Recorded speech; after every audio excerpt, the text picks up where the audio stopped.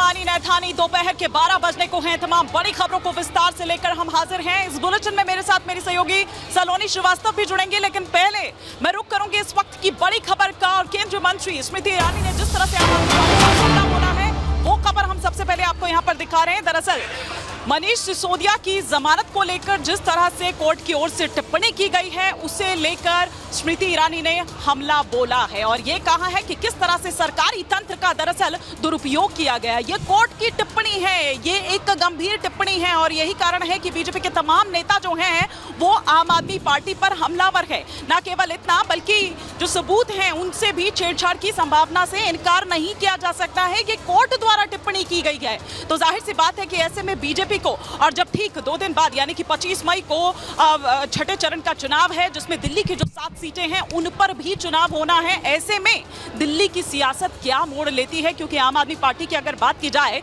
तो वो ऑलरेडी कई सारी परेशानियों में घिरी हुई है। स्वाति मालीवाल से पिटाई का मामले से लेकर तमाम चीजें हो, शराब घोटाले मामले की अगर बात करें तो उस पर जमानत पर बाहर आए हुए हैं अरविंद केजरीवाल। मुख्य कंस्पिरेटर मनीष सिसोदिया के संदर्भ में दिल्ली हाई कोर्ट का एक जजमेंट प्रेषित हुआ। बेल की एप्लीकेशन के संदर्भ में कोर्ट के 3 प्रमुख ऑब्जर्वेशंस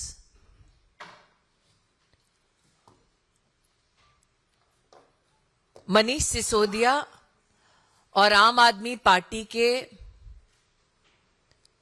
कार्यकाल में हुए भ्रष्टाचार को प्रमाणित और प्रतिबिंबित करता है। कोर्ट ने स्पष्ट रूप से इस बात को न सिर्फ स्वीकारा बल्कि अपने संबोधन में उल्लेखित किया कि मनीष सिसोदिया ने सरकारी तंत्र का दुरुपयोग करते हुए लगभग 100 करोड़ का घोटाला किया है। तो स्मृति ईरानी ने कई सवाल पूछे और इस बीच एक और बड़ी खबर दर्शकों को बता दें। सूत्रों के हवाले से बड़ी जानकारी ये मिल रही है कि अरविंद केजरीवाल के घर आज पुलिस बयान दर्ज नहीं करेगी परिवार वालों का। ये बड़ी जानकारी जो मिल रही है वो दर्शकों के सामने रख रहे हैं। आज बयान दर्ज नहीं होगा।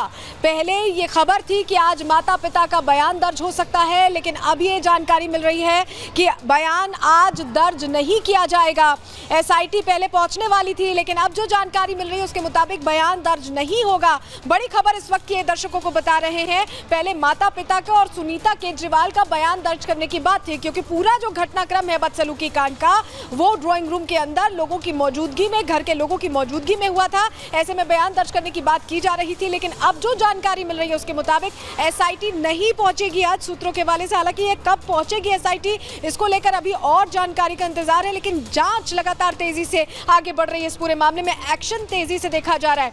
इससे पहले विभव कुमार को ले जाकर मुंबई में जहां पर फोन फॉर्मेट कराया गया था, वहां पर भी डिटेल्स खंगाली गई है। सीन रिक्रिएशन हो चुका है। हर पहलू की गंभीरता से और गहनता से जांच एसआईटी करती दिखाई दे रही है और ये बड़ी जानकारी मिल रही। पहले कहा गया था कि आज बयान दर्ज हो सकता है परिवार वालों का, लेकिन अब ये जानकारी मिल रही है कि केजरीवाल परिवार का बयान आज दर्ज नहीं किया जाएगा। स्वाति मालीवाल बदसलूकी कांड में लगातार एसआईटी जांच को आगे बढ़ा रही है, हर पहलू पर जांच कर रही है। इस बीच आज बयान दर्ज नहीं हो रहा, हालांकि कब होगा इस पर और जानकारी का इंतजार है।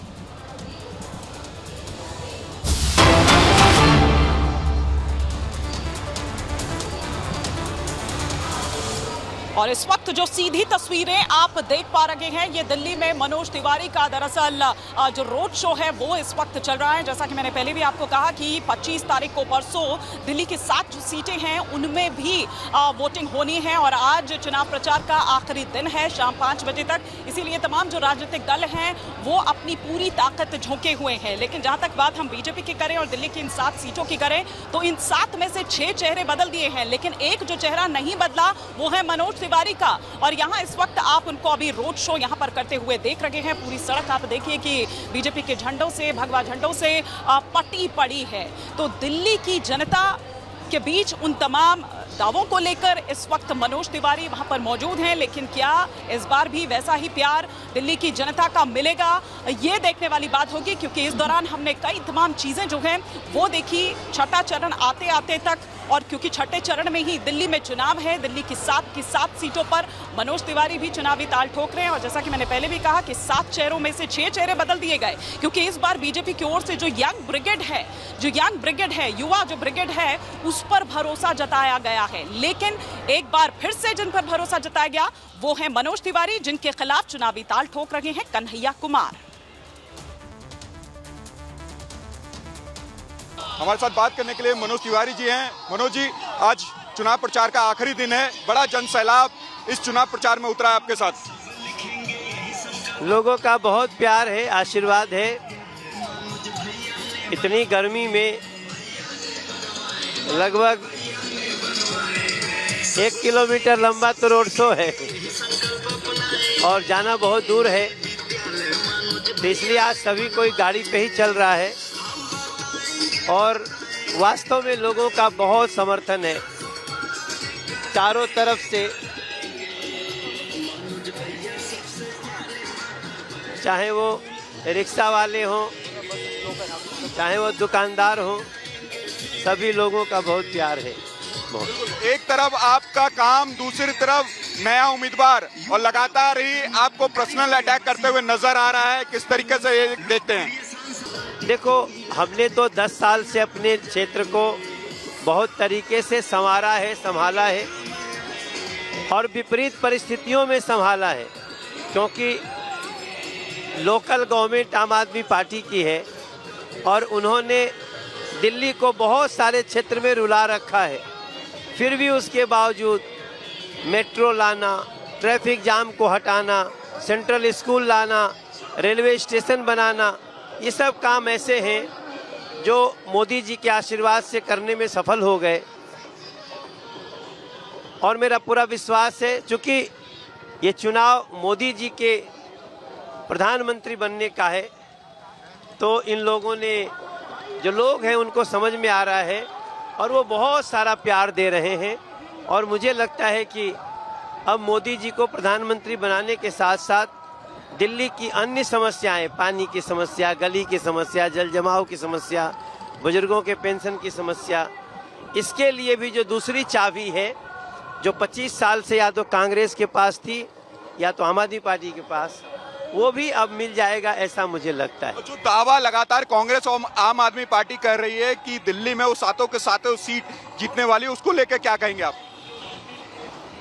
हाँ, दिल्ली में उनका तो मुझे लगता है कि आम आदमी पार्टी का जो उनका चेहरे का पर्दाफाश हुआ है, एंटी नेशनल आतंकवादियों से मिले होने का, देश के टुकड़े टुकड़े करने का, वो अब कोई उनके पास जाने वाला नहीं है।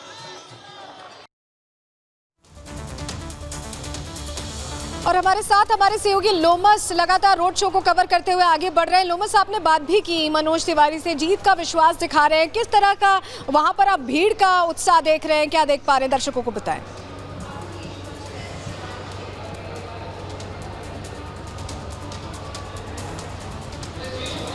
चलिए, लोमस से हम संपर्क साधने की कोशिश कर रहे हैं, लेकिन लोमस का हम कारण करेंगे, कुछ टेक्निकल इशू है जो इस वक्त नहीं उनसे बातचीत हो पा रही है। लेकिन जिस तरह से हम तस्वीरें आपको लगातार दिखा रहे हैं, मनोज तिवारी 1 किलोमीटर ये लंबा रोड शो है। हम दोबारा संपर्क साधने की कोशिश करेंगे सलोनी लोमस झा से, लेकिन ये तस्वीरें हम दिखा रहे हैं।